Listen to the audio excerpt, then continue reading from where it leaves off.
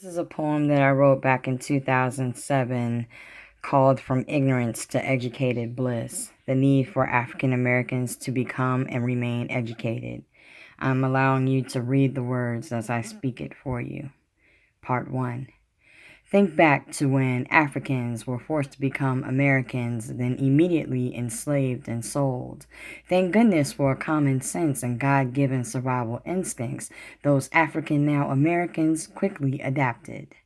But they also desired to be treated equally and possibly fit in. Optimistic faiths crashed by pessimistic realities. The man realized that his control came from keeping them ignorant and uneducated. But not every slave obeyed and lay dormant. Even though them being caught with a book would result in some severe punishment, to be educated was a risk worth taking. And due to the steadfast determination of those African Americans, the journey from ignorance to educated bliss begins. Part 2. Let's fast forward now, a couple of centuries ahead, to the time when African Americans are still fighting for the right to be equally educated, fighting to attend classes in schools that were trying to remain segregated. Yes, those constant worries of being caught reading and sneaking to learn did stop, but even still the price of education came at a high cost. Arrests, beatings, hosings, being hung or shot was the retribution we got. Marches and boycotts led to national civil rights cases becoming landmarks like Brown versus Board of Education, awarding us the privilege of pro-choice and voice our demands to be educated. Malcolm X and Martin Luther King Jr. said it best when they stated the need for us to evolve from the state of being ignorant and uneducated. And you see how just because they were so educated, the man could no longer listen to the truth, therefore having them both assassinated.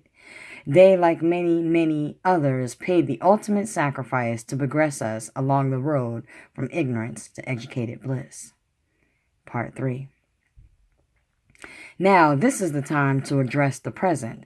Take a consensus of statistics, the number of African Americans who remain ignorant versus the number of African Americans who took the initiative to become educated. Compare the numbers together. I bet those who are educated is less than 50%. I'm sure that if all those revolutionaries had the opportunity to see just how far we went, they'd probably say in the words of my mother, now that's just trifling. The way that they're acting so unappreciative and ungrateful is a complete embarrassment. I, for one, am ashamed of it. Hold on, wait a moment. Let me explain my opinion and reason. We as African Americans must remind ourselves of the sacrifices our ancestors experienced.